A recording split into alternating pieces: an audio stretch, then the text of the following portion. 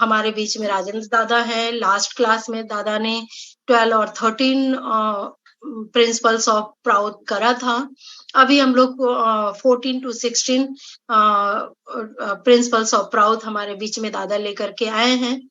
तो दादा, हम लोग स्टार्ट करने से पहले प्रभात संगीत आपने लाया हुआ है जो कि प्राउड से रिलेटेड है, वो स्टार्ट करेंगे और थोड़ा कीर्तन, एंड उसके बाद दादा हम लोग आगे प्रोसीड करेंगे। थैंक यू दीदी। So let's start दीदी। या दादा। So actually last 2 बार से दीदी मेरे को बोल रही थी गाने के लिए, तो I thought today let me be prepared and go with the Prout song. So sure, I'm singing this for first time because anyway. Sure, दादा। तो परमपिता बाबा की जय। जय। ये गान थामी बेना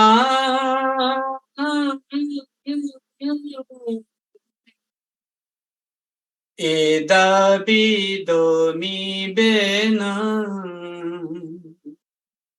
ए गान थामी बेना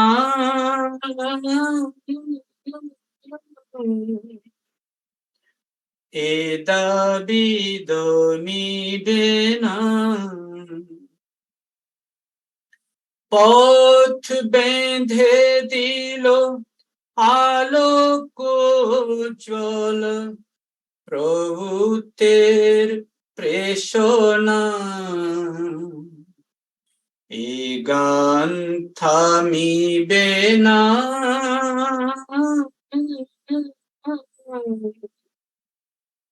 এ দাবি দমিবে না। थैंक यू दादा, बहुत ही सुंदर प्रभात संगीत। दादा, आगे का हम लोग क्लास प्रोसीड करेंगे। Yes, yeah, thank you, Didi.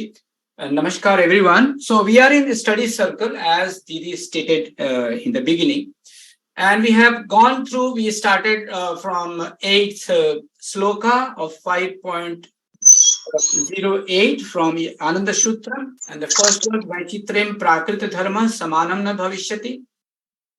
That was a wonderful topic, and before that we started with the psychology. Unless we are psychologically prepared for Prout, so the psychology has to be Sadvipran psychology, the 360-degree psychology, the universal psychology, and for that we started with Harar Me Pita Gauri Mata Swadesa Bhunatrayam. The very meaning was the Parama Purusha, the supreme consciousness, is my father. Parama Prakriti, the supreme operative principle, is my mother. And the universe, the entire universe, is my homeland. So this should be the psychology of Sadviprans. And we are all the citizen of this universe. The universe is a thought projection of a macrocosmic mind, and it is in the extroversial and introversial phases of the cosmic imaginative flow that the creation, preservation, and destruction of all entity continues. So as our progenitor is the same, so we progeny are the brothers and sisters across the globe. So this bhava is very important, and that is the psychology which works for establishing Prout. And as I told, we started with Vachitrayam Prakriti Dharma Samanam Na Bhavishyati. That is, Vachitrayam means diversity, variety, or Prakriti Dharma, natural law. Dharma means character. We are very different than other definitions. And Samanam Na Bhavishyati means identicality shall never be there. Then we discussed in detail about Yugasya Sarva Nimna Mana Prayojanam Sarve Sam Vidheyam. That is, Yugasya means the ages, Sarva Nimna Mana means the minimum necessities. Sarve Sam Vidheyam means the law. By constitution, it should be guaranteed the minimum requirements of an age to everyone. And then we discussed about Atiriktam Padathavyam Gunanupatena, which even exists today. The qualitative people are the surplus wealth, which after the basic minimum requirements fulfilling, the meritorious people, according to the degree of their merit, must get extra. And then came the 11th 5.11, Sarva Nimna Man Vardhanam Samaj Jiva Lakshanam. How we can, हम कैसे समझेंगे कि समाज जीवित समाज है या मृत समाज है? Is a dead society or a live society? So Baba has given a very wonderful, here Baba is linking with the Samaj and the economy. So he's saying that increasing the minimum standard of living of the people is the indication of the vitality of the society. And this was also discussed. And then came the इसमें आता है समाजादेशन विना धन संचय करता. From here start the 5 fundamental principles of Prout. So it starts from 5112, which we discussed last. No individual should be allowed to accumulate any physical wealth without the clear permission or approval of the collective body. We discussed collective body is the law-making body, and we discussed how it helps and how it creates a catastrophe as it is today, that few are rolling in luxury and rest are even dying for the morsel of food. So this can never be tolerated. Then comes the 5.13. This is, we understood because there is something to understand. This was the Sutra 5.13 where Baba says, Sthula Suchma Karaneshu Charmopayoga Prakartavya Vichara Samarthitam Bantanascha.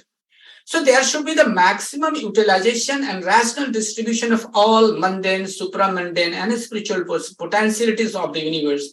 We understood what is mundane, what is supramundane, and what is the causal factors. So that we discussed last. Now we have come to the 14th. Today we will be discussing. I would like to finish today, the rest of it. So let us see where we reach. So first is Vyasti Samasti Sarira Manasa Adhyatmik Sambhavanayam. दादा if possible हम लोग अगर class को कल continue कर ले, अगर left over बच जाएगा तो. We'll see. I have no problem, Didi. We'll see that. Sure.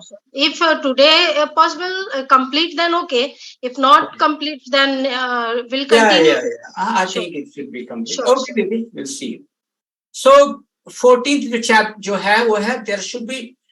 पहले हम लोग पढ़ लिया कि जो संचर धारा में जो प्रकृति ने परम पुरुष से जो संचर धारा का उत्स हुआ है, that is right from the पंच तत्व, and then we came to know about the causal factor event, that is very subtler factor, and then manasadhyatmic part we discussed. Now we'll coming to the person.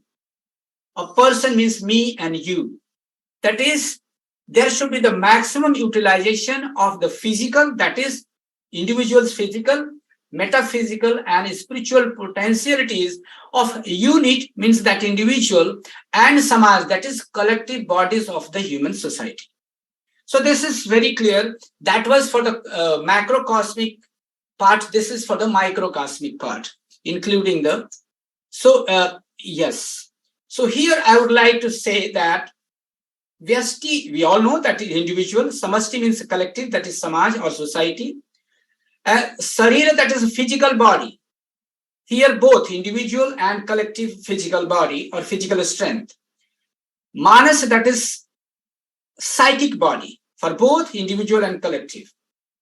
And then Adhyatmika of the Atma, that is a spiritual body, devotion, emotion, sentimentality, culture.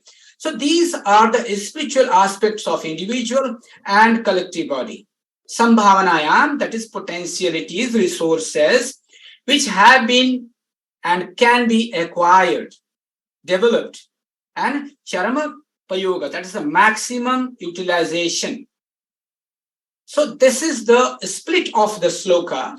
So there should be the maximum utilization of the physical, metaphysical and spiritual potentialities of the unit and collective bodies of the human society. Here we are talking of human society. इसका भाव है कि society must ensure कि maximum development हो किसी क्या collective body का, sorry, and collective body का डेवलपमेंट तब होगा जब इंडिविजुअल बॉडी का डेवलपमेंट होगा, बिकॉज कलेक्टिव बॉडी समाज इज नथिंग बट इंडिविजुअल का समुच्चय ही समाज है. So one must not forget that collective welfare lies in the individual and individual welfare lies in collectivity. This all interconnected and without ensuring individual comfort, जब तक व्यक्ति के बारे में हम नहीं सोच रहे हैं, through the proper provision of food, light, air, accommodation, and medical treatment, the welfare of the collective body can never be achieved. So one will have to promote the individual welfare motivated by the spirit of promoting collective welfare. So that is the spirit behind this sloka. So एक चीज जैसे आजकल बहुत missing है, आज की जो economy है, that talks about making, I mean, बहुत लोगों को दरिद्र बना रहा है, जो हम आज देख रहे हैं, है ना? When, and we know that humanity behaves different when they are in affluence, that is samriddhi, or if they are in want, that if they are in poverty, they behave differently, and that is seen. So Prout is the economy of affluence, where people will behave absolutely differently, and humanly behavior will be there, you can expect.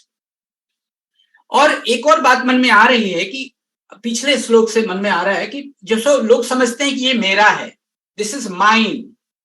Late us take an example. हम लोग जब सुबह सुबह anyway that I will come later, तो जो कृतज्ञता रहनी चाहिए मनुष्य में किसी के प्रति, वो मिसिंग है.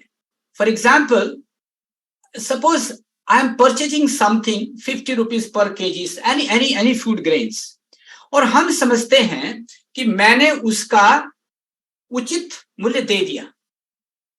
This is the surface phenomena. These are the system which existing to run the show of economy or the society. But you imagine the work behind that. आप उसके पीछे का काम को कल्पना करिए कि एक किसान कितनी मेहनत से उस अनाज को पैदा करता है. वो रात भर जारे में ठिठुर करके पानी मतलब सींचता है, क्या नहीं करता है. The person who are attached with agriculture can very well understand. So मेरा कहने का मतलब है कि यदि आप fine, you are giving even the right price, but still always you should have a कृतज्ञता, उसके प्रति आपको sympathy रहनी चाहिए. You know, no, because of him or her we are alive and the world is going. So and that is missing today. So वो नहीं रहने से, है ना, उनको याद रखना चाहिए कि यदि किसान आज खेती नहीं करेंगे तो हम जिंदा भी नहीं रह सकते. So I take an example of industry. Industry में क्या होता है, many workers die even, मर जाते हैं लोग एक्सीडेंट से किसी वजह से. बट वो लोग क्या करते हैं, they give, of course they give few lakhs of compensation, है ना, and they think that their job is over. Can you create a life? No. Then obviously your job is not over. You should be कृतज्ञ रहना होगा उसके प्रति. Even if you spend everything, you cannot create a life. How can you say that I have done enough? So these systems are made to run the show, run the society. But आपको हमेशा कृतज्ञ रहना पड़ेगा. ये मनुष्यता है.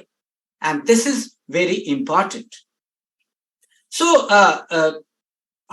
there have been, एक और बात याद आ जा रही है, ये आपने पढ़ा होगा अष्टांग दर्शन ऑफ गौतम बुद्धा. मैं एक ही पॉइंट लूंगा, उसमें एक पॉइंट आता है सम्यक दर्शन. बाबा उसको इतना ब्यूटीफुली एक्सप्लेन करते हैं. There are two kind of darshan. एक जो आप दर्शन मतलब देखना, वहीं से हम ले रहे हैं. तो यदि कुछ चीज को हम देख रहे हैं, मान लीजिए एक बच्चा, एग्जांपल देते हैं कि मान लीजिए एक बच्चा चोरी किया, तो हठात जब आप बाहर की आंख से देखेंगे तो आप कहेंगे बहुत गंदा लड़का है या बहुत गंदा आदमी है या जो भी है, इसको तो सजा होनी चाहिए. But we go deeper. जब आप अंतर मन से देखोगे, दिस इज आउटसाइड दृष्टि. जब सम्यक दृष्टिकोण से आप उसको देखेंगे तो आप देखेंगे कि ये आदमी 4 दिन से भूखा था. Then your decision will change. So you should always, यही आप बोलना चाह रहा हूं कि मनुष्य को हमेशा कृतज्ञ रहना चाहिए, which is missing in society today. और एक सद्मित्र को बनाने के लिए सोचिए आपकी परम पुरुष क्या नहीं करते हैं. मेरे को तुरंत एक और बात याद आ जाती है. हम लोग सुबह सुबह स्नान में स्नान मंत्र पढ़ते हैं, and that is the कृतज्ञता मंत्र, what I was talking. कहते हैं ना पितृपुरुषेभ्यो नमः, ऋषि देवेभ्यो नमः. तो इसका जो भाव है वो यही है कि भाई जितने भी ऋषि मुनि थे, बाबा भी कहते हैं, जिसने फायर का इन्वेंशन किया, जिसने व्हील का इन्वेंशन किया, है ना, जिसने बुलक कार्ट का इन्वेंशन किया, जिसने लॉ ऑफ ग्रेविटी का इन्वेंशन किया, जिसके लिए हम अपनी पीठ थपथपा रहे हैं कि हमारा ग्रह चांद पे जा रहा है. ओके, एंड देन एडिशन और लोगों ने जिन्होंने बल्ब का आविष्कार किया, किसने इलेक्ट्रिसिटी का आविष्कार, they are all the Rishi मुनीस. How you can forget just by giving 10 rupees and purchase a bulb that your job is over? No, you should be always be humble enough to pay salutation to those scientists, those Rishi Munis. Because of them, we are here.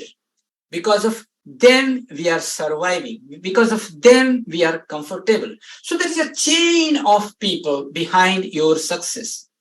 So that you should never forget. That is what I wanted to make by mentioning these points. So the development of collective mind, let us come to the sutra, is impossible without the developing proper social awareness. That is what we were discussing. That is what it was important for. And encouraging the spirit of social service, awakening knowledge in every individual. So inspired with the thought of the welfare of the collective mind, one has to promote the well-being of the individual mind. So ये जो हम लोग का आदर्श है, आत्मा मोक्षार्थम जगत हिताय च, इसको मन में लेकर के हमको समाज में इंडिविजुअल को डेवलप करना है, ताकि वह जो है एक आध्यात्मिक सिपाही बनने के साथ साथ समाज सेवक भी बने, जो कि हम लोगों का उद्देश्य है. परंतु आज समाज में हम जो कुछ भी देख रहे हैं वह इन नैतिकता के अभाव के वजह से ही होता है. This is very important and fundamental things of Prout. So morality is the base of our principle. सबको सबको आध्यात्मिक बनना होगा. और आध्यात्मिक, there are two kind of morality, simple morality and spiritual morality. वरना यदि हम दोनों को पालन नहीं करेंगे, जब तक हम इंडिविजुअल को बनाने का प्रयास नहीं करेंगे, तब तक कलेक्टिव के कल्याण की आप कल्पना नहीं कर सकते. हम ये नहीं कह सकते हैं कि आज समाज में सभी लोग बुरे हैं, लेकिन आज परेशान सभी लोग हैं. ये सच्चाई है. बिकॉज हमने सुना है कहावत, एक मछली सारे तालाब को गंदा कर देती है. तो आज तो आप समझ सकते हैं, मेरे को कहना नहीं है कि तालाब में कितनी मछलियां सड़ी हैं या तालाब ही सड़ा हुआ है. तो ये बड़ी विचित्र स्थिति है. And this is only because of the absence of spirituality, sorry the morality और the spiritual morality. And spirituality in individual life will break the backbone of collectivity. That is immorality in collective life, which is there today. The absence of morality will break the backbone of collectivity. So for the sake of collective welfare, one will have to awaken spirituality in individual.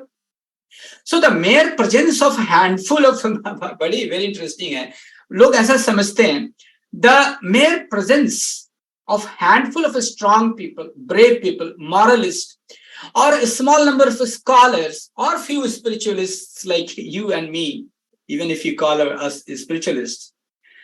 So development is not going to take place. So it has to be inherited in every human being.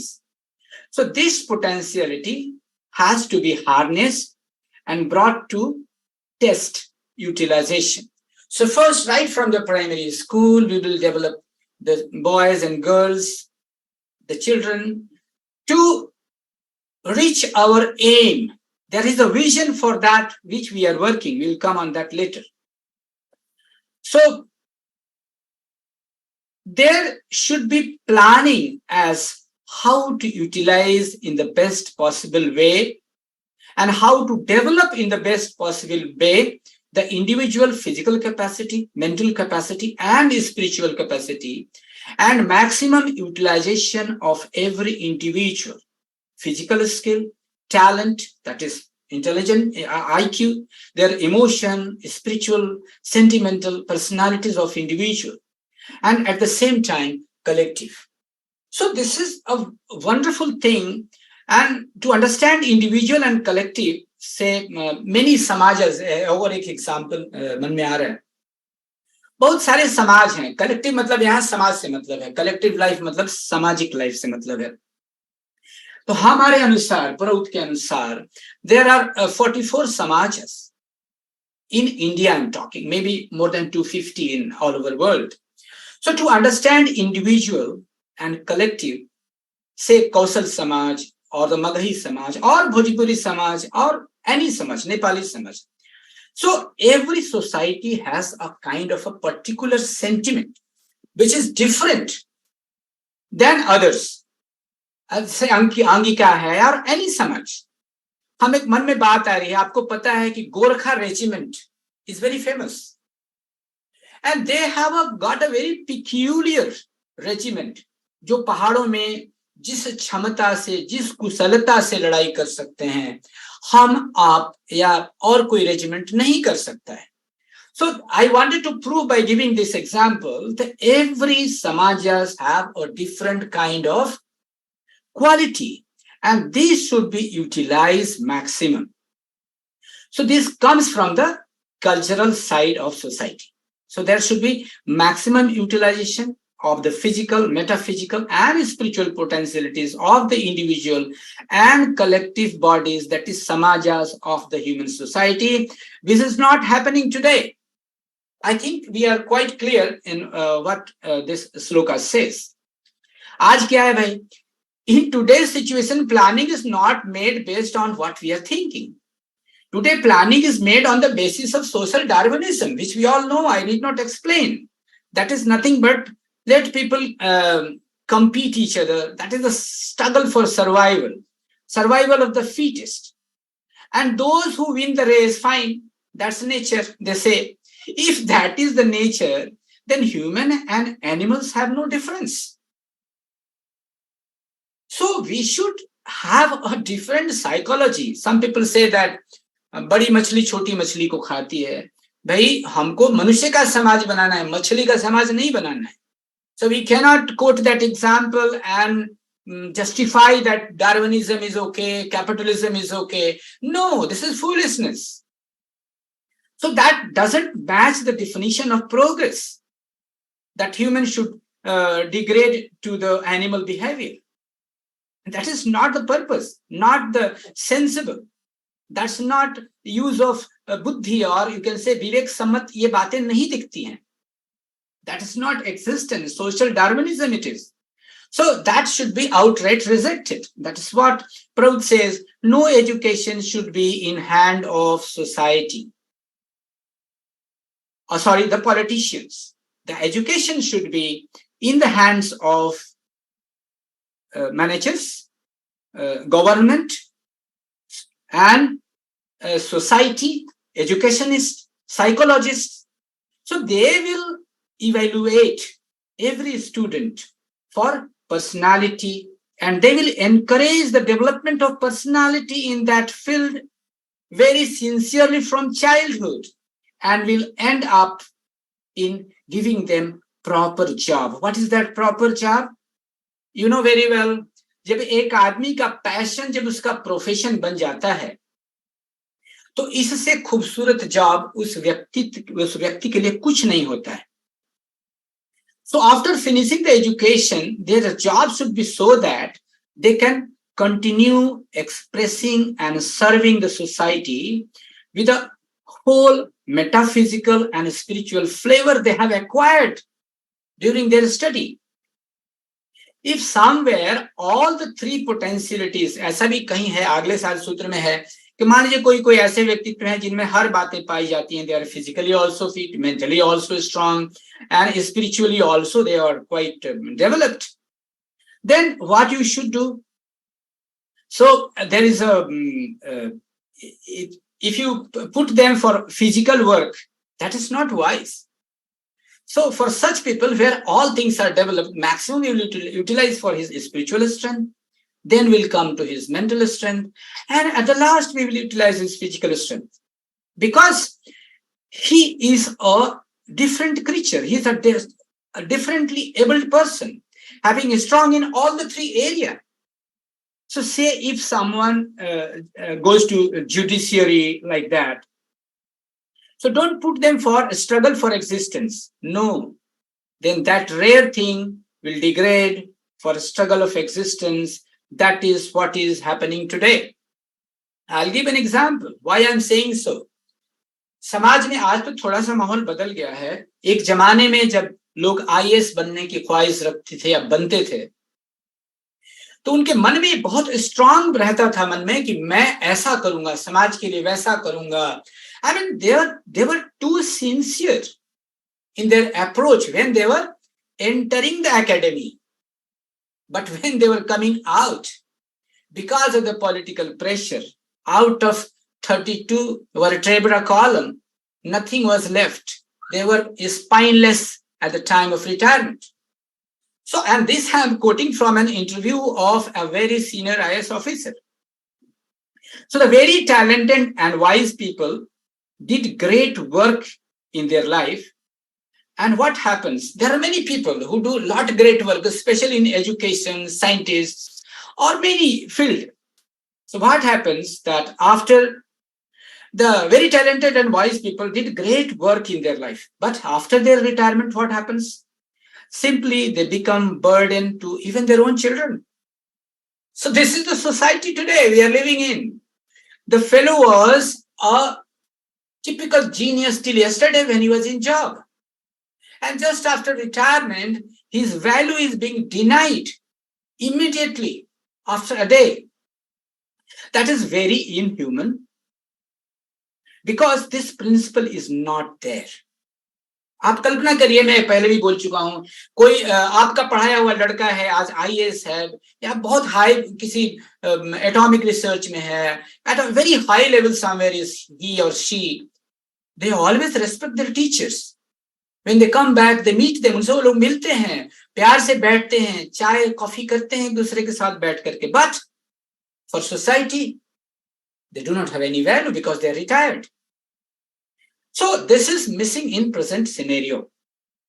So this principle will be the part of the constitution, whatever we are discussing, the fundamental principles, and all these principles will be the part of statute. It says that there should be the maximum utilization of the physical, metaphysical, and spiritual potential of unit, that is individual, and collective bodies of human society, that is samaja. Utilize, there has to be a balance, as we discussed. So whatever is the rare potential in a person or a society, that has to be put to use first, maximum, till he has got the spirit of working. जब तक उसके यहाँ retirement करके कुछ नहीं है, तो जब तक उसके काम करने की दक्षता है, क्षमता है, इच्छा है, तब तक वो काम कर सकता है. So that is व्यष्टि समष्टि शरीर मानसाध्यात्मिक संभावनायाम चरमोपयोगश्च. तो यही जो है प्रत्येक व्यक्ति में उचित सामाजिक जागरूकता विकसित करने, समाज सेवा की भावना को प्रोत्साहित करने और ज्ञान जागृत करने के बाद उनका इंडिविजुअल का और सामूहिक कल्याण के लिए विचार से प्रेरित होकर व्यक्तिगत मन के कल्याण को बढ़ावा देना होगा ताकि पूरे समाज की सेवा हो सके. And that is the purpose of this shloka. तो इसमें कई चीजें आती है. समाज, तो समाज आप लोग जानते हैं, समानम एजति इति समाज, है ना. तो a group of people moving together happily and peacefully, then only we call it समाज. अब आप समझ सकते हैं कि आज समाज एग्जिस्ट करता है क्या. ये बोलना जरूरी था क्योंकि हम लोग कई शब्द समाज लाते हैं अपने डिस्कशन में. So that was a part of it. और फिर एक बात आती है प्रगति बहुत आती है. बाबा बहुत स्पष्ट कहते हैं, प्रकृष्ट रूपेण गति सह प्रगति. प्रगति है यही जब मनुष्य शुभ की ओर गति को ही प्रगति कहते हैं. सो बाबा तो डिफाइन करके कहते हैं कि सही पूछो तो स्पिरिचुअल आध्यात्मिक प्रगति ही प्रगति है. Otherwise both it is physical progress में and mental progress में, there are both side, negative and positive side. But spiritual progress में there is no negative side. तो बाबा कहते हैं कि आध्यात्मिक जीवन में जो मनुष्य जितना एक्वायर किया है, अगले जीवन में वो वहां से फिर शुरू होता है। तो आध्यात्मिक जो धरोहर है वो कभी निष्फला नहीं होती है। It keeps it's balance intact. तो बाबा एक और बात, लेकिन इसका मतलब ये नहीं है, एक जगह और है, बड़ा अच्छा लगता है मेरे को, कहते हैं कि देखो जी ये तो ठीक है, लेकिन मनुष्य का शरीर, मनुष्य को एक शरीर और एक मन मिला है, उसके लिए उसको पैसे रुपए की जरूरत है, घर बार की भी जरूरत पड़ेगी, जमीन जायदाद की भी आवश्यकता पड़ेगी। तो इनकी जो आवश्यकता है फिजिकल वेल्थ की, वो इसलिए होना चाहिए कि हम इनके लिए इनकी साधना नहीं करेंगे, परंतु इन चीजों से हमको साधना में मदद मिलेगी, इसलिए हम इनकी साधना करते हैं। ये भी एक बड़ी खूबसूरत चीज है जो बाबा का तो जवाब ही नहीं है। तो दादा ये एक बार फिर से रिपीट कीजिए, नहीं समझ में आया। ओके दीदी, हम लोग कहते हैं कि स्पिरिचुअलिटी इज द अल्टीमेटम। हम बोल रहे हैं ना कि spiritual progress is the only progress, that is fine. But Baba कहते हैं कि देखो जी, तुमको शरीर और मन भी तो मिला है, आध्यात्मिक साधना करने के लिए एक स्वस्थ शरीर और मन की भी तो आवश्यकता है। तो इसलिए तुम लोगों को धनोपार्जन भी करना पड़ेगा, जमीन जायदाद भी लेना रखना पड़ेगा, है ना, तभी तो तुम, लेकिन इन चीजों की साधना भी एक साधना है। जब आप मेहनत करते हैं, पढ़ाई करते हैं, जॉब करते हैं, पैसे कमाते हैं, दिस इज ऑल्सो अ जैव धर्म। तो लेकिन जब इनकी तुम साधना करोगे तो उनके लिए उनकी साधना हम नहीं करते हैं। I think is clear. हम इनकी साधना इसलिए करते हैं कि इनसे हमारा मन और शरीर स्वस्थ रहेगा, ताकि इनसे हमको आध्यात्मिक साधना में मदद मिल सकेगी, इसलिए हम इनकी साधना करते हैं। इनकी साधना के लिए मैं इनकी साधना नहीं करता फिजिकल वर्ल्ड की, इनकी साधना, इनका प्रयास मैं इसलिए करता हूं कि हमको आध्यात्मिक साधना में मदद मिल सके, इसलिए। I hope I am clear दीदी। डॉक्टर अविनाश मिश्रा ने यस दादा, थैंक यू दीदी, थैंक यू सो मच। सो यही है व्यष्टि समष्टि शरीर मानस आध्यात्मिक संभावनायाम चरमोपयोगश्च। तो हम लोग को पता है कि ऑब्जेक्टिविटी, हाँ आपके बात से एक और बात आ रही है समझाने के लिए। हम जानते हैं कि हम लोग का जो अप्रोच है ना वो सब्जेक्टिव है, but the wonderful thing is we have to have an objective adjustment. So we have to have a subjective approach through objective adjustment, and that strength is the bottom line, is the backbone of the progress in the terms of Prout. So there also comes the Atma Mokshartham Jagat Hitaya, which is our mission. तो ये रहा जो श्लोक number 3.14 था, और आगे चलते हैं, ये तो वही है। तो आते हैं 5.15 पे, आप लोगों की आज्ञा हो तो दीदी। यस, सो 5.15 अब हम लोग समझ गए, सारे क्या रिसोर्सेज हैं वो तो हम लोग समझ गए, लेकिन बाबा कहते हैं कि इसको किस तरह से यूटिलाइज करेंगे। तो बाबा कहते हैं कि स्थूल सूक्ष्म कारणोपयोग क्या है, सुसंतुलिता विधेय। तो बाबा कहते हैं कि there should be a proper adjustment among this physical, metaphysical, mundane, supramundane and spiritual utilization. तो लास्ट हम लोग 2 सूत्र पढ़े, उसमें यही था कि व्हाट आर द वेल्थ, जिसको हम कह रहे हैं वो क्या संपदाएं हैं, चाहे वो कॉस्मिक संपदा हो या इंडिविजुअल या कलेक्टिव संपदा हो। I think we are clear. So here the sloka is going to explain there should be, or going to ask, there should be a proper adjustment among the physical, metaphysical and spiritual potentialities of life. तो स्थूल मतलब हम जानते हैं, हम already पढ़े हैं, that is mundane and physical. सूक्ष्म मतलब हम लोग पढ़े थे, तन्मात्रा कम्स इन द सूक्ष्म तत्व, बोथ साइकिक एंड सुपरामंडेन जो कारण तत्व है, this are the spiritual. Primordial cause factor ये स्पिरिचुअल है। एंड उपयोग हम जानते हैं, यूटिलाइजेशन को उपयोग कहते हैं संस्कृत में। एंड क्या बोलते हैं, संतुलिता, So there should be a balance while utilizing these resources. There has to be balance. That is very important, which is missing today. And we will explain further. Should be done properly. That is what Baba is saying. So there should be a proper adjustment among these physical, metaphysical, mundane, supramundane, and spiritual utilization. While promoting individual and collective welfare, there should be a proper adjustment among the physical, metaphysical, and spiritual, and crude, subtle, and causal words, that is macrocosmic word. For instance, उदाहरण के लिए, society has the responsibility to meet the minimum requirements of every individual. But if it arranges food and builds a house for everyone under the impetus of their responsibility, just listen very carefully. So individual initiative is retarded. यदि सारी व्यवस्था सरकार ही हमारी करे, खाने की, कपड़े की, घर बनाने की, मेडिकल की, और what you call एजुकेशन की, तो इससे होगा क्या? तुरंत तो नहीं, but on the long run, people will gradually become lethargic. So therefore, society has to make arrangements so that people, in exchange of their labor, whether it's a mental labor or physical labor, according to their capacity, skill, potential, can earn the money they require to purchase the minimum requirements. In order to raise the level of the minimum requirements of people, the best policy is to increase their purchasing capacity, which we have learned before.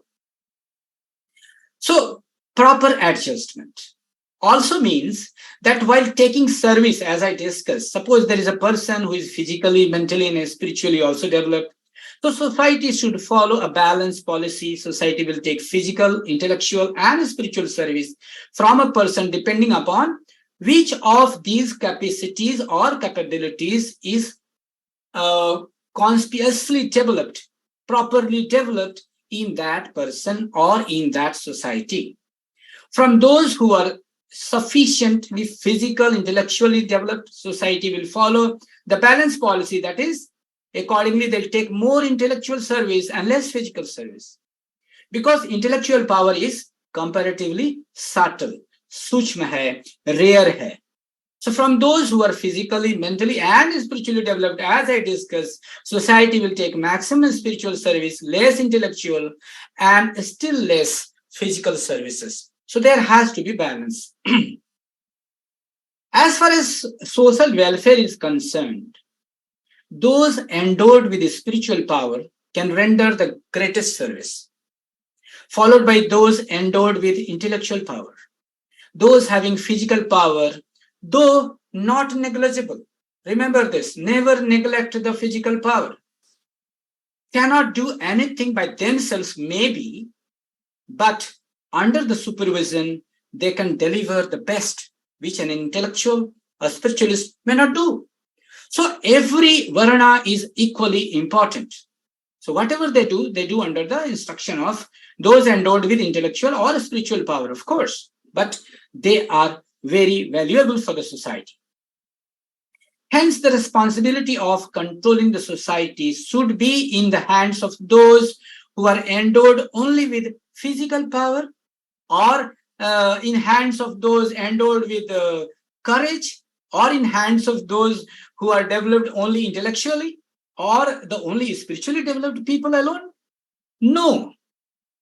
Social control will have to be in the hands of those who are spiritually elevated, intelligent, and brave all at the same time. And that is, you know very well, we call it Sadvipras. So Sadvipras kind of leadership.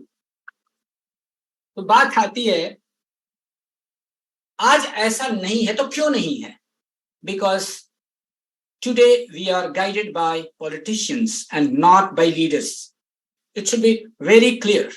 And political Our politician is not leader. We should never be and I think most of us we know, and we don't get misguided. So today world needs a leadership kind of personality, and those personality should match the definition of Sarvipras. आज कौन है global warming के लिए, कौन परेशान नहीं है? सभी लोग परेशान है विश्व में. कोरोना में सभी में क्या कंडीशन था, you can understand. Everyone suffered. Either some close relatives, some known person was the victim. So this is all because of lack of susantulita videya. तो जो संतुलित बैलेंस नहीं रहने की वजह से today we know that materialistic world is growing out of, the world is growing in only one direction, that is मतलब समाज एक लंगड़ा बन के रह गया है. तो शुभ भाव से सोच नहीं रहा है, केवल स्वार्थ भाव से सोच रहा है. और परंतु परेशानी तो सबको हो रही है. आज आप देख लीजिए, आज की उदाहरण देख लीजिए, अभी ग्लोबल वार्मिंग की वजह से आज अब क्या स्थिति है. मैं तो अपने यहाँ बता रहा हूं, आज तो धान भी नहीं रोपे गए हैं, अभी तक बारिश ही नहीं हुई है. And some of the area, you know, there was a lot of catastrophe in north area. So ये जो है व्यक्तिगत और सामूहिक कल्याण को बढ़ावा देते हुए भौतिक, मानसिक और आध्यात्मिक क्षेत्रों में मतलब सूक्ष्म और कारण, दैट इज पंचतत्व, दैट इज स्थूल जगत में सूक्ष्म और कारण जगत के बीच उचित सामंजस्य होना चाहिए, जिस तरह से कि इन्वायरमेंट को देखते हुए भी लोग समाज में काम करें. उदाहरण के लिए समाज पर प्रत्येक व्यक्ति की न्यूनतम आवश्यकताओं को पूरा करने की जिम्मेदारी है, लेकिन अगर वह इसी जिम्मेदारी के तहत सभी के लिए भोजन की व्यवस्था करता है और घर बार की व्यवस्था करता है, लेकिन एट द सेम टाइम ऐसा कोई चीज वायोलेट नहीं करता. एक मन में बात आ रही है, आपको पता है that what is that country, some Bolivia I hope and New Zealand. So there are countries, I think yesterday Haranand Dada के उसमें था, which is the fact. I mean the constitution, the awareness of people have gone to the extent, जिस तरह से आपको जीने का अधिकार है, उसी तरह से एनिमल वर्ल्ड को, प्लांट वर्ल्ड को भी जीने का अधिकार है. And we today the world knows that हम लोग इंटरकनेक्टेड हैं, whether it is a human, whether it is a flora and fauna, and that is what our new humanism says. So you just for developing yourself for the selfish motive, you cannot deny the nature. And that is why we call that new humanism is nothing but a humanism plus nature. So प्रौत शिक्षा और चिकित्सा व्यवस्था जो हम बात कर रहे थे, ये तो जरूर समाज फ्री देगा, लेकिन अपने बेसिक नीड्स जो है, फूड के लिए, क्लोथिंग के लिए, घर के लिए, you have to earn. Why? Because शिक्षा क्यों है फ्री और यूनिफॉर्म? क्योंकि वो व्यक्ति व्यक्तिगत नहीं रहता है, वो एक सामाजिक व्यक्ति रहता है. उसके डेवलपमेंट पे समाज का डेवलपमेंट निर्भर है, सोसाइटी का डेवलपमेंट निर्भर है, जिसको आज हम नेशन कहते हैं. नेशन का डेवलपमेंट निर्भर करता है. तो वो समाज का दायित्व होता है कि हम किस तरह से उसको पढ़ाएं, लिखाएं, कैसे डेवलप करें, ताकि मैं जैसी कल्पना कर रहा हूं वैसा मेरा समाज बन सके. सो और मेडिकल इसलिए है कि देखिए हर व्यक्ति को जीने का अधिकार है. Because when we are talking of plant and animals, then of course ये जो व्यवस्था है, आज की व्यवस्था में आप समझ रहे हैं कि everybody can not afford to have those kind of medical facilities, those kind of education, but they have made a very cunning rule, but you have a right for OT. See, I mean, how ridiculous it is that the vote of any industrialist or the big person is the same as mine or even the poor beggar who is lying beside the road, but they have no right to survive, which is a farce.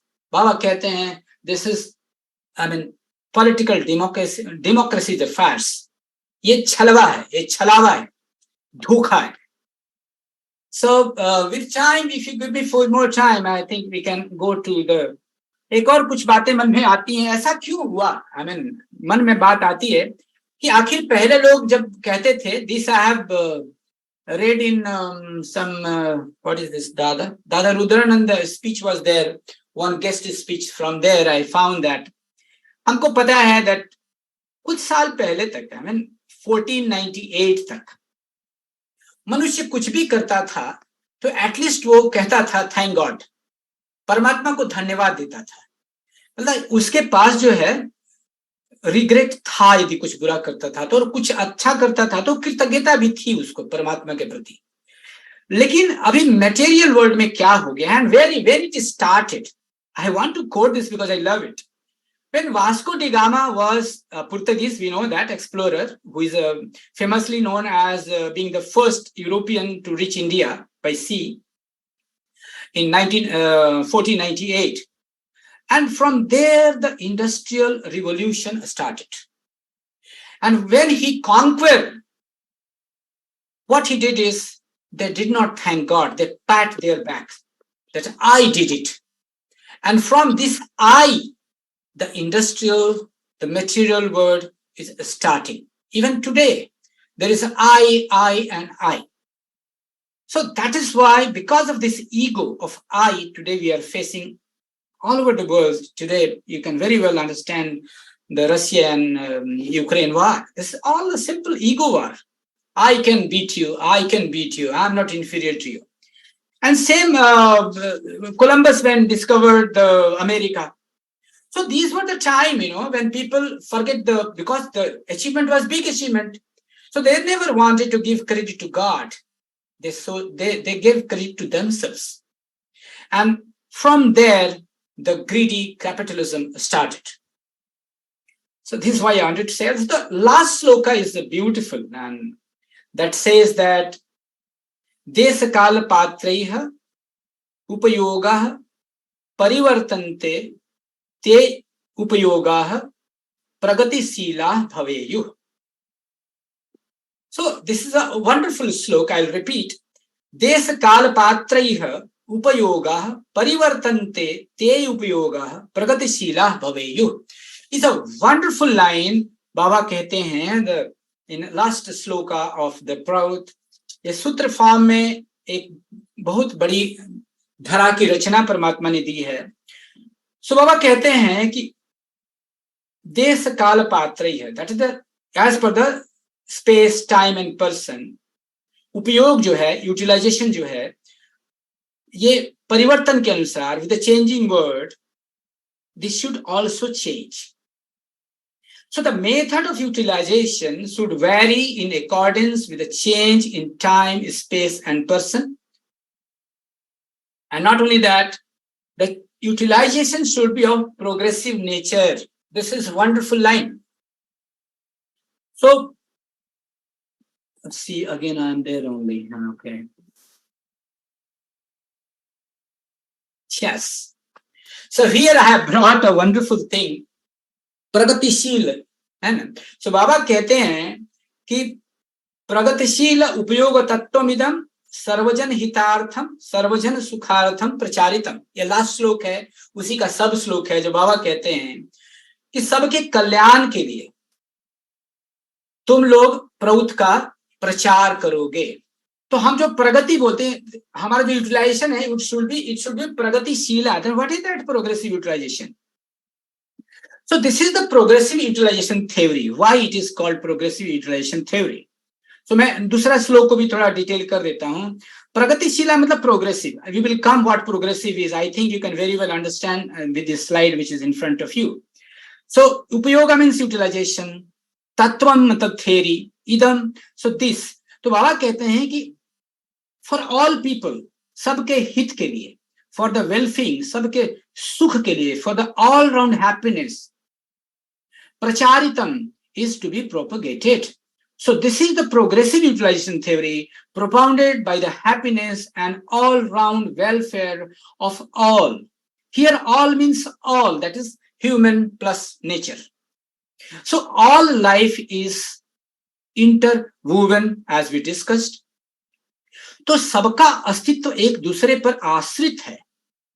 सो ये जो attitude है, ये जो नव्य मानवतावादी हमारा दृष्टिकोण है, ये आपके पास अवश्य ही रहना चाहिए। Then only you can implement Prout, this philosophy, this theory, progressive utilization theory. So in its absence, we are in global crisis. We are in crisis today because this very thing is absent. So the method of utilization of every object changes according to the time, space, and person. This is what in this sloka is being stressed upon. So this has got to be accepted. And after recognizing this fact, कि सबकी requirement culture के अनुसार, environment के अनुसार अलग अलग है. तो ये जो है the energy, for example, एक example बाबा कहीं कोट कर रहे हैं कि मान लीजिए कि किसी के पास बहुत पावर है, एनर्जी है, तो a person is utilizing that for using a hammer. But because of the scientific, you always hear, I want to say that Prout always advocates for scientific development. So the science and research we are very friendly with. So Baba कहते हैं कि so this job can be utilized, science and research, to operate more than one hammers at a time instead of wasting the energy and to operate just a hammer by one person. So in other words, Baba says that a scientific research guided by progressive ideas should extract more and more services from the same human potential. It is not a sign of progress to use outdated technology in an age of developed science. आजकल हम लोग artificial intelligence की बात करते हैं. Today people should have a free time to do higher work. Higher work means sadhana. You can play, you can sports, music, art. There are so many things to do in life, and you can live your passion. So people are not made just to work like a donkey. So that should not be the spirit. So the progressive use of resources will be the guiding factor. Say these are the people from Himachal. I mean, Baba saying that individual different requirement different होती है. जहाँ बहुत ठंड पड़ता है, कहीं मान लीजिए, वहाँ की requirement, basic minimum requirements different हैं. So maybe the same thing may not be used in Rajasthan. So only to see that use is not negative for individual degeneration at the same time. For example, coming in mind, the palm top we are handling today.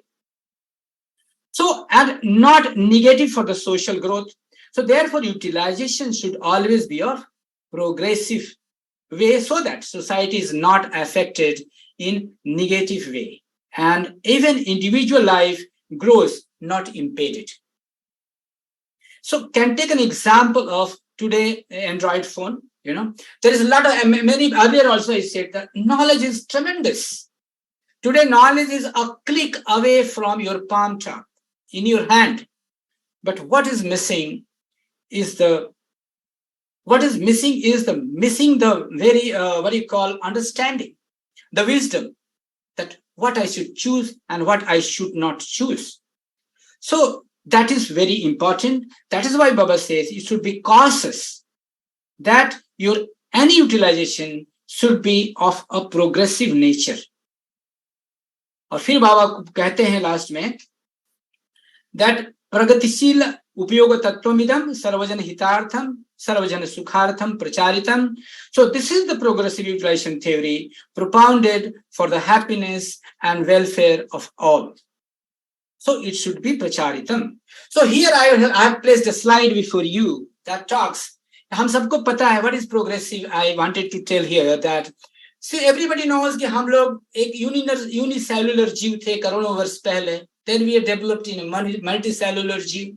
फिर हम लोग मक्खी फिर इस तरह से develop हो करके हम लोग घड़ियाल कितने जानवर योनि से लोग बोलते हैं कि आप पता नहीं कितने हजार करोड़ योनि से हो करके हम आज मनुष्य बने.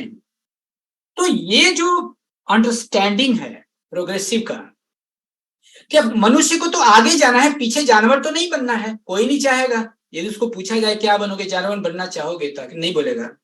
लेकिन वह ज्ञानता है तो प्रोग्रेसिव है कि भैया आगे क्या. तो जो ना एक कॉमन सेंस से भी सोचने से लगता है कि we have to be the evolve being, हमको ब्रह्म ही बनना है. And because of our understanding we can easily accept due to the what you call social cycle तो नहीं बोलेंगे, the cycle of creation जो है उसके अनुसार हम जहां से आए थे वहीं पर जाना हमारा लक्ष्य है, and that is the human path, that is the human destination, and for that we are working, and that is what we discussed, that our approach should be the subjective with objective adjustment. That is why science should be utilized to get people progressive, means to reduce working hours at least. आज क्या हो रहा है, इतना technology बढ़ रहा है but फिर भी वैसे जानवर की तरह काम करते हैं, डोंकी की तरह काम करते हैं, नट्स में बोला जाए तो वैसे ही काम करते हैं. सो वेरी वर प्रोग्रेसिव. भाई प्रोग्रेसिव का मतलब हुआ कि यदि मेरे वर्किंग आवर्स में कुछ कमी आई हो तुम्हारे टेक्नोलॉजिकल डेवलपमेंट में से तो समझ में आता है कि world is progressing even in physical sphere, forget about psychic and spiritual sphere. So we are not progressing in true sense of the term progress. So and finally with the physical progress people should be given a scope, जैसा कि हम लोग बोलते अस्ति भाति आनंदम है ना. Survival के बाद we have to develop our psyche and spirituality so that we can move towards our final goal of life. So science is moving fast. बाबा का एक स्टेटमेंट है, बहुत अच्छा लगता है. जिस तरह से 100 साल पहले से आज तक फिजिकलिटी में एक रिवोल्यूशनरी चेंज हुआ है, physicality to what you call psychic level पे, बौद्धिक स्तर पे लोग बहुत डेवलप हो गए हैं. अभी आपके घर में बच्चे हैं, छोटे बच्चे हैं, आपसे ज्यादा इंटेलिजेंट हैं, you can very well compare. So Baba कहते हैं कि पिछले वर्षों में बहुत तेजी से, द्रुत गति से physicality is converted into what you call बौद्धिक क्षमता से, I mean mental growth के लिए, intellectuality. Similarly, the day is not far when this intellectuality is going to convert very fast, going to manifest in spirituality. So we should be prepared, and that is progressive approach, and that is what Prout can see, that far-sightedness with that. And that is why this philosophy has come along with the new humanism, that, and now people are understanding that, but they are understanding is bits and pieces. So we have to be with available resources. There should be a positive use. All can move together towards their final desideratum, final goal of human life. And that approach only we call the progressive approach. And that is what Prout is, progressive utilization theory, because in true sense of the term, they want to take individual and collectivity to their ultimate goal. और मेरे तो मन में एक बात आ रही है कि बाबा प्रौत की जो आधार है, I hope you will give me few more minutes. Prout का जो आधार है वो तो 1 जनवरी और 1955 का जब समाज का क्रम विकास का जब आप चैप्टर पढ़ेंगे, जो इसमें है सुभाषित संग्रह में है, फर्स्ट चैप्टर का पहला, तो उनका उसी में वो बोलते हैं, वहां पे एक प्रवचन है, इतना पावरफुल है, आज भी लागू होता है. समझिए, बाबा कहते हैं कि यदि हम इसकी स्थापना नहीं करेंगे तो कैसी स्थिति रहेगी. जैसे आज जो है क्या होता है, एक मेधावी विद्यार्थी जो है अर्थाभाव के कारण पढ़ना लिखना छोड़ने को बाध्य होता है. ये कितना बड़ा पाप है. कितने बड़े संग्रह के किस वॉल्यूम में है ये? सॉरी दीदी, फर्स्ट वॉल्यूम दीदी, फर्स्ट वॉल्यूम समाज का क्रम विकास, पूरा चैप्टर पढ़ने लायक है. मैं पढ़ना तो मेरे को ये लगा कि प्रोटिस्टों को ये समझ में आना चाहिए कि बाबा का पहला प्रवचन ही प्रौत की बात करता है, वो अलग बात है. तो इसको आप समझिए जो मैं बातों को, कि इसमें प्रौत की बात बाबा कैसे करते हैं. बाबा कहते हैं कितने बड़े शिल्पी जो हैं, आर्टिस्ट जो हैं, परिस्थिति के दबाव में पड़कर अपनी असामान्य प्रतिभा के अंकुर को कुचलने को बाध्य हो जाते हैं. आज आपको दिखेंगे फेसबुक में इधर उधर इतने अच्छे से सिंगर हैं, भीख मांगते हैं, but they sing so well that they can compete anybody, so you can understand if proper atmosphere is given to them what they can become. So ये सब इसी समाज व्यवस्था के दोष के कारण है. इस अवस्था को रहने नहीं दिया जा सकता. सी द वार्निंग ऑफ बाबा. तो इस भेद बुद्धि रूपी बया पक्षी के घोंसले को नोच देना होगा। This is the world. सभी मनुष्य जाति को सामूहिक रूप से श्रेय के पथ पर आगे ले जाया जाएगा। उसके पहले संभव है, जैसा हम लोग पिछले अभी पढ़ रहे थे, 2-4 लोग, हो सकता है 2-4 व्यक्ति आत्मिक विकास की चरम परिपूर्णता को प्राप्त कर सकेंगे, जो कि सबका उद्देश्य है, किंतु सारी मानव जाति को द्रुत गति से उसी परम स्थिति में पहुंचा देना बहुत ही कष्ट साध्य होगा। That you can understand today. स्थूल जगत के उग्र घात प्रतिघात बार बार उसकी दृष्टि को बहिर्मुखी भोग वस्तुओं की ओर ले जाकर, जैसे एक आदमी भूखा है, उसके दिमाग में, मन में केवल रोटी छाया हुआ है, केवल धन छाया हुआ, मैं कहां से कल का जुगाड़ करूंगा। ये कितनी मतलब विडंबना है कि नेगेटिव विडंबना है। तो हो सकता है, जैसे मैंने एग्जांपल दिया, चोरी क्यों करता है, 4 दिन से भूखा था। यू कैन अंडरस्टैंड क्यों, किस परिस्थिति में चोरी करता है। तो वही बाबा कहते हैं कि इसकी अनुपस्थिति में बहिर्भोग वस्तुओं की ओर ले जाकर उसके साधना में बाधा उत्पन्न करेंगे। And that is what we were talking.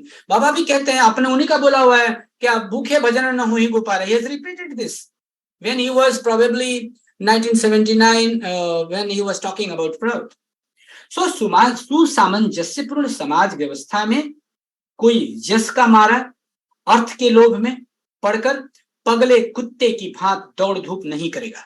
See the words.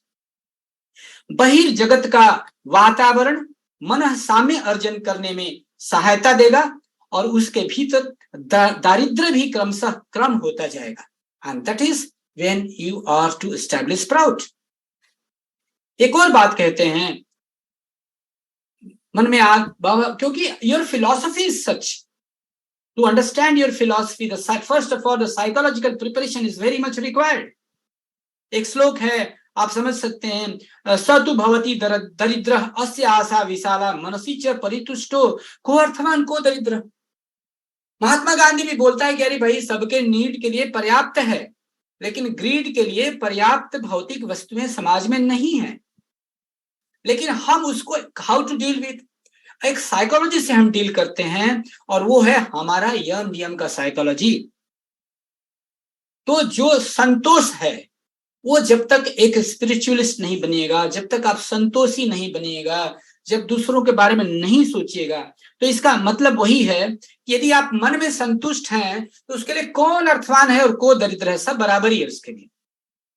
तो बाबा कहते हैं लास्ट में, हे मनुष्य, मनुष्य की जरूरतों को समझकर समाज की व्यवस्था बनाओ। तुम अपने क्षुद्र दलगत या व्यक्तिगत स्वार्थ के मुखापेक्षी बनकर कुछ नहीं करोगे। इस कारण जो प्रचेष्टा खंड भाव लेकर की जाती है और इसमें ब्राह्मी भाव नहीं रहता है, वह टिकाऊ नहीं हो सकती। काल का कराल स्पर्श एक न एक दिन उसकी सारी सत्ता को ध्वस्त कर किस शून्य में मिला देगा, वह तुम नहीं समझ सकोगे। किस प्रकार चलना होगा, क्या करना होगा, किस तरह रखना होगा तथा तोड़ना या बनाना होगा, इसको जानने के लिए पुस्तक पढ़ने की आवश्यकता नहीं है। बाबा कहते हैं आवश्यकता है सच्चे प्रेम भाव और सच्ची सहानुभूति के साथ जगत के प्रत्येक प्राणी की ओर देखने की, और उस अवस्था में तुम समझ सकोगे, उस दृष्टि से तब तुम समझ सकोगे कि तुम्हारा तोड़ना, तुम्हारा बनाना, रखना आनंद स्वरूप, आनंद घन सत्ता से स्पंदित और विधृत है। और इसी भक्ति और ज्ञान मिश्रित कर्म के द्वारा तुम अपने प्राण के प्राण को, तुम मतलब इंडिविजुअल एंड सोसाइटी, तुम अपने अंतर के परम श्रेय को, उस परम सत्ता को जिसको तुमने अज्ञात भाव से अपने हृदय रूपी मणि मंजूषा में छुपा रखा था, खोज सकोगे। So this was the clarion call of Sri Sri Anandamurti ji on 1st January 1955, and after that he dwells the Prout. So बहुत कुछ है और कुछ बातें थी, but I don't think we can mention sometimes. But actually, I mean, Sadvipra should have सम्यक दर्शन, ये तो बहुत क्लियर है। To see beyond the ocular vision, ये बहुत इंपॉर्टेंट है। सो जैसे हम लोग बोलते हैं ना, दूसरे के जूती में पैर रख के देखो कि उसको कितना कष्ट हुआ है। तो ये जो साइकोलॉजी जब तक आप में नहीं रहेगी, आप सद्विप्र नहीं बन सकते। So put the foot in others shoe and feel the pinch. उसकी क्या मजबूरी है, वह ऐसा कर रहा है या कर रही है, तो क्यों कर रहा है, कर रही है। So here are some points which I don't want to say, but कहते हैं कि प्रौढ़ propounder Shri Prabhat Ranjan Sarkar says that each and every human being wants to do something noble. ये मनुष्य, इसलिए बता बाबा इतना साइकोलॉजिकल को डील करते हैं। कोई मनुष्य नहीं इस धरती पर जो कि एक कल्याण अच्छा काम नहीं करना चाहता। वो चाहता है कि लोग हमें जाने, हम कुछ ऐसा करें कि लोग मुझे जाने। तो कहते हैं कि each and every being want to do something noble, something lasting, but the life of each and every person is not crowned with a success because the thing that a person required most. देखिए, ऐसा नहीं कि हम लोग चाहते हैं कि समाज का भला हो, बहुत लोग चाहते हैं, लेकिन बाबा कहते हैं कि उसके लिए सब लोग कोशिश करते हैं बट सक्सेसफुल नहीं होते हैं, क्योंकि उसके लिए कुछ विशेष तत्वों की आवश्यकताएं हैं, और वही आपको तत्व प्रौत में दिए हुए हैं। और इसका metaphysics we have taken of course from Ananda Marga philosophy. So a person required most of the proper guidance, and that guidance is the 16 points. If you, I mean, in one sentence or later, if you want to say something, if you follow that strictly, if you review yourself every day, then you will be the Sadvipras and world needs your leadership. तो बस घर घर तक पहुंचा दो। बाबा कहते हैं, एक और आप लोगों ने सुना होगा कि देखो, तुम्हारा एक कर्तव्य है कि तुम इसको घर घर तक, जन जन तक पहुंचा दो, बता दो प्रौत क्या है, आनंद मार्ग क्या है और इसका उद्देश्य क्या है। At least so much duty you do, then your job will be easy to implement Prout, implement an ideology in society. So this here I'm ending, Didi. Thank you so much. I think I have covered. If any query is there, I can answer. और आज का class से related अगर कुछ प्रश्न है या प्राउत का लास्ट हम लोगों का था, तो इससे रिगार्डिंग कुछ प्रश्न है तो आप लोग रख सकते हैं। दादा हरानंद दादा, वेलकम। मैं सबसे पहले तो धन्यवाद दूंगा आप दोनों का कि रंजन दादा ने बहुत, मैं सुन रहा था, आज मौका मिल गया, चूंकि कुछ ना कुछ मामला फंसा ही रहता है कभी न कभी, तो बहुत ही सरल ढंग से और बहुत ही सुबोध ढंग से आपने बातें कही। मैं जब वो अंत में सुन रहा था कि रोज अपने काम को रिव्यू करिए, ये बहुत अच्छी बात है। यूनान का एक बहुत बड़ा दार्शनिक था, मैथमेटिशियन था, आप सभी जानते हैं, पाइथागोरस। तो वो कल्ट लीडर भी था, जिंदगी भर सफेद कपड़े पहनता रहा, और उसका बैंक्वेट ऑफ साइलेंस भी है कि शिष्यों को दीक्षा देने के बाद वो 5 साल तक सिर्फ सुनते थे, बोल नहीं सकते थे। तो और 5 साल के बाद वो प्रश्न पूछ सकते थे। वो कुछ अतिशयता थी, मतलब नॉर्मली ऐसा होता नहीं, होना भी नहीं चाहिए। तो क्योंकि भारतीय परंपरा में तो प्रश्नोत्तर संवाद है, पूरी भागवत गीता वही है, भगवान कृष्ण कह रहे हैं, अर्जुन फिर कुछ टिप्पणी दे रहे हैं, यहाँ पूछ रहे हैं। तो लेकिन उसने एक अच्छी बात कही पाइथागोरस ने कि every evening you must go back and review के क्या क्या, उसको उसने कहा कि डायरी में लिखिए कि क्या क्या करना था, क्या क्या मैंने किया और क्या क्या नहीं किया। एक तो ओमिशन जो छूट गया, और दूसरा ये कि जो नहीं करना चाहिए था, मतलब रॉन्ग एक्ट्स, तो बोले इसका रिव्यू कीजिए और before you proceed next day आप अगले दिन अपने काम में जाइए, तो उसको ध्यान में रखिए। तो ये बड़ी अच्छी बात कही। ये बहुत पुरानी दार्शनिक परंपरा है जो इसका रेफरेंस राजेंद्र दादा दे रहे थे। दूसरी बात, जो एक बात पर समय का अभाव था, प्रॉपर एडजस्टमेंट पे जो बात राजेंद्र दादा कह रहे थे, तो वो बड़ी बड़ी महत्वपूर्ण बात है, क्योंकि समय के अभाव के कारण वो स्पीड और रिदम के डायमेंशन में घुस नहीं सके। जो बाबा ने जो प्रमा में बातें कही हैं, प्रमा जो है वो एक तरह से उसी सिक्के का दूसरा पहलू है। जहां तक एडजस्टमेंट वाली बात आती है, उसी को बैलेंस करते धीरे धीरे आगे बढ़ना है, और अंतिम प्रमा का लक्ष्य तो सब जानते हैं। तो ये प्रॉपर एडजस्टमेंट में स्पीड और रिदम का बहुत मेजर इशू है, जो दिक्कत है। जैसे दोनों ये कई इसके आयाम है। छोटी सी मैं बात कहूंगा कि जैसे एक पहले आप खुद को ले लें, आत्मोक्षार्थम, जैसे मैंने कल आई और वी की बात कही और कहा कि दोनों के बीच पुल होना चाहिए। पुल का मतलब ही आत्मोक्षार्थम को जगत हिताय से जोड़िए, जो श्रीमद् भागवत में भगवान कृष्ण ने अर्जुन को देते समय उपदेश चैप्टर 3 के श्लोक 20 में कहा है कि लोक संग्रह के लिए अर्जुन काम करो, कलेक्टिव वेलफेयर, और बाकी पूरी भागवत गीता निष्काम कर्म और कर्म के फल की चिंता मत करो, वो सब अपनी जगह पे है। But at one place he says ये इच्छा रखो तो सिर्फ एक लोक संग्रह, that is chapter 3 shloka 20 of Bhagavad Gita. Anyways, तो ये स्पीड और एडजस्टमेंट का दो तरफ प्रॉब्लम होता है। एक तो अंदर का ही प्रॉब्लम होता है कि हम खुद की अपनी दिनचर्या, let's come down to basics, अपनी दिनचर्या में स्पीड और रिदम का बैलेंस नहीं समझ पाते हैं। जैसे सुबह आज हमने सोचा कि ये काम करना है, कुछ घर के, कुछ बाहर के, कुछ पढ़ना, कुछ मिला जुला, कुछ प्रभात संगीत सुनना, कुछ साधना, तो उसमें अक्सर ये होता है कि टाइम ओवररन हो जाता है कि हम किसी काम में ज्यादा लग गए तो वो छूट गया। तो ये एक प्रॉब्लम है स्पीड का।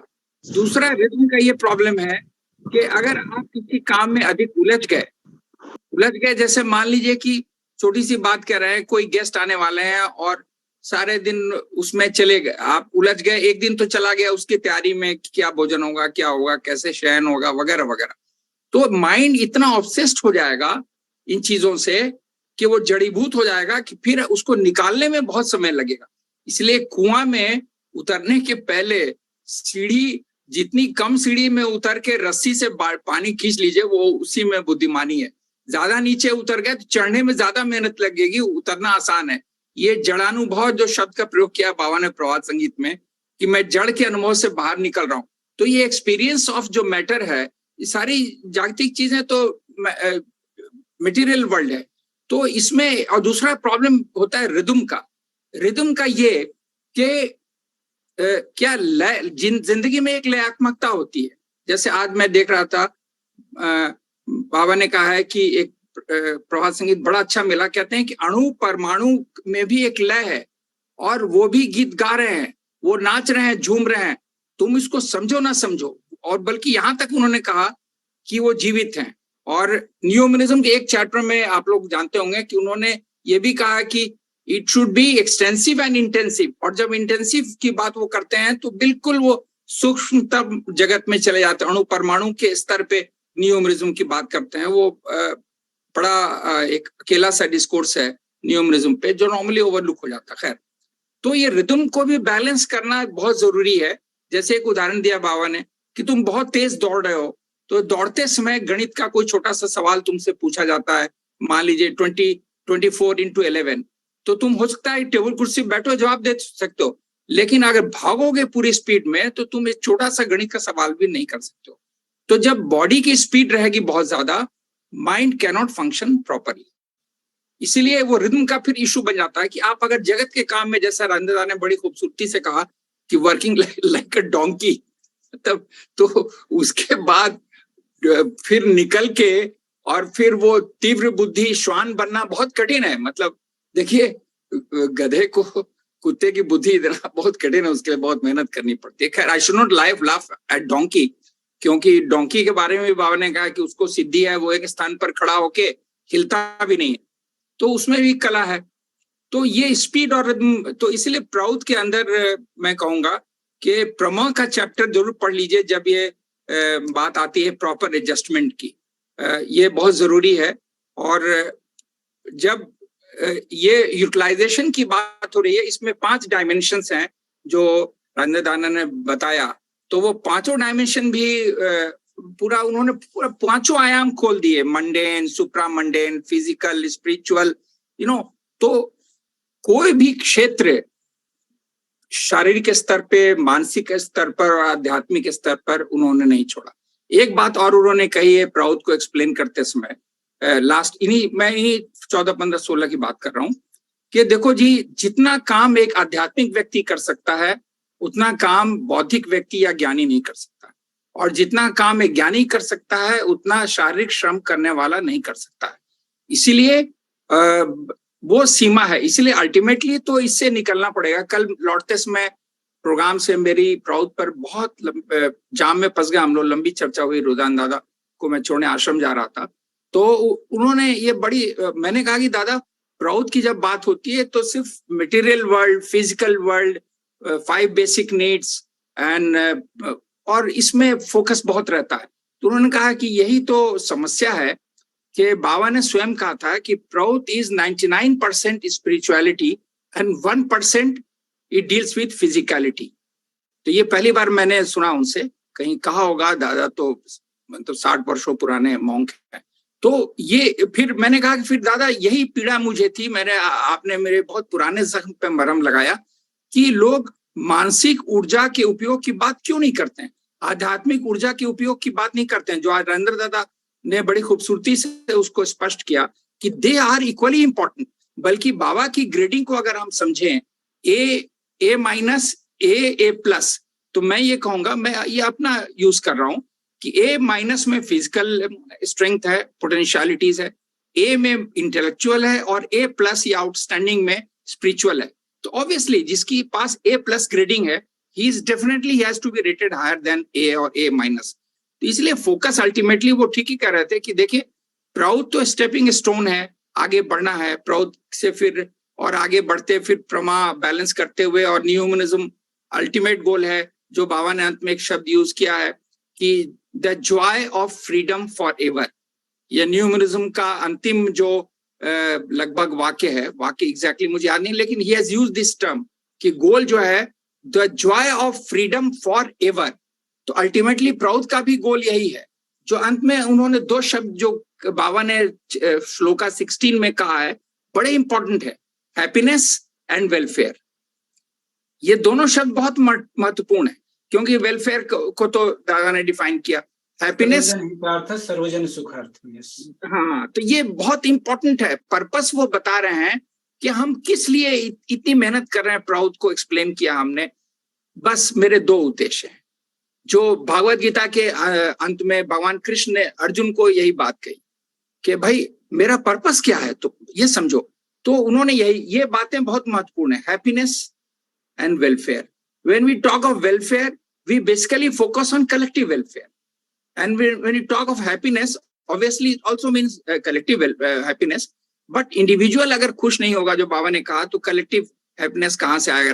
मीरा दीदी का आदेश हो गया, तो आदेश का पालन तो करना बहुत आवश्यक है। बस इतनी ही बात फिलहाल। तो हैप्पीनेस और वेलफेयर, हैप्पीनेस भी बहुत ब्रॉड कॉन्सेप्ट है। राजेंद्र दादा, कभी आप इन छोटे छोटे जो वर्ड्स यूज किए हैं दादा प्राउत में बाबा ने, उन शब्दों को अलग से मुझे लगता है जीपीआईएफ को एक्सप्लेन करिए। Proper, what is proper adjustment, उसमें पूरा वो प्रमा और पूरा डोमेन आ जाएगा, स्पीड, रिदम। फिर हैप्पीनेस, वेलफेयर तो काफी चल ही रहा है, उस पर डिस्कशन। हैप्पीनेस भी बड़ा एक समझना पड़ेगा, बाबा ने बहुत सूक्ष्म लेवल पे ये डिस्कोर्सेज दिए हैं। तो मेरे ख्याल से प्राउत में 16 सूत्रों में जो शब्द यूज किए गए हैं, आपने कोशिश की है बीच में एक्सप्लेन करने की। यस दादा, वी हैव भी एक बार संधि विच्छेद करके हम लोग समझे उसको। हाँ, तो वो उन शब्दों पर भी अलग से चर्चा होगी। कई इतने शक्तिशाली शब्द हैं कि वो अपने आप में एक पुस्तक है। बस that's all from me, and thank you for giving me this opportunity. Thank you very much, your presence was really strength for us. आपने इसमें अच्छा एक महक डाल दिया। देख दादा, जो आप बोल रहे हैं ना, फ्यूचर में हम लोगों को दीदी, हम लोग को इससे प्रमा समृद्धि, प्रमा रिद्धि और प्रमा पर वी विल डिस्कस, क्योंकि विमलान दादा हम लोग को बहुत अच्छा क्लास लिए थे, and we should call him for such classes. And at the end dada, मैं ये बोलना चाहता हूँ कि जैसे हम लोग जानते हैं कि हम लोग के जीवन का जो उद्देश्य था, आत्म मोक्षार्थम जगत हिताय च, परम पुरुष ने दिया, कैसे चलना है वो संग छदम, जो आप वहां भी उस दिन बोल रहे थे, वो मेथड है how to move. And ultimate में जो मैं मान के चलता हूँ कि बाबा जो आशीर्वाद देते थे ना, दैट इज अवर विजन। सर्वे भवन्तु सुखिनः, सर्वे सन्तु निरामयाः, सर्वे भद्राणि पश्यन्तु न कश्चित् दुःख मापनीयः। तो ये जो वंडरफुल है, उसका जो एक्सप्लेनेशन है ना, वो तो इतना पावरफुल है कि मेरे को तो आज भी वाइब्रेट करता है जब उनका कहीं मैं बराबर देखता हूँ। तो जब बोलते हैं कि सब लोग सुखी हों, उनका जो स्टाइल है, जो पॉज है ना, माय गॉड। दादा, मैं आपको बताऊं कि मैं उसमें सर्वे भद्राणि पश्यन्तु पर वर्षों से मेरे पांव उसी में फंस गए और धस गए, क्योंकि मैं समाज में जब प्रॉपर एडजस्टमेंट की बात आती है ना, तो ये पार्ट उसका बहुत इंपॉर्टेंट है, सर्वे भद्राणी पश्यन्तु। क्या हम लोग जैसे कई जगह उन्होंने कहा है कि भाई निंदा कौन करता है, जिसकी सोच वही है, वो नेगेटिव माइक्रोवाइटा जनरेट कर रहा है, उससे बचो, भागो। तो सर्वे भद्राणी पश्यन्तु वो बार बार इसलिए कहते थे कि शुभ, हर व्यक्ति में अच्छाई है, उसको देखो ना, बुराई को प्रासंगिक में कहते हैं कि त्रुटि है तभी तो मनुष्य है, परफेक्ट हो जाएगा तो फिर मर्यादा पुरुषोत्तम हो जाएगा। तो ये मैं देखता हूँ कि आम जीवन में हम एक साधारण सी बात बोल रहे हैं, ये सोच होती है कि अच्छा आदमी का क्या है ना, वो मानसिकता ऐसी है, साइकोलॉजिकल मेकअप है कि पहले बुराई दिख जाती है, उसकी अच्छाई कम दिखती है, तो इसीलिए वो बड़ी बड़ी समस्या है। इसीलिए वो सर्वे भद्राणी पश्यन्तु पर आप एक लेक्चर दे, मैं तो ये कहूँ, क्योंकि ये होता नहीं। और प्रॉपर एडजस्टमेंट में, ऑब्जेक्टिव एडजस्टमेंट में ये बहुत मेजर इशू फंसता है। कोई पकड़ के आपकी बात बैठना, मेरे बारे में आपने ये कह दिया, अब वो जिंदगी भर उस बात को गांठ बांध के उसको उसका रसगुल्ला खाता रहेगा। दादा, फॉर विद माय अंडरस्टैंडिंग आज मैं एक पोस्टर बनाया हुआ आपको भेजूंगा and then I talk to. Thank you dada, thank you so much. जी नमस्कार। थैंक यू दादा, आप लोग सबको बहुत बहुत धन्यवाद।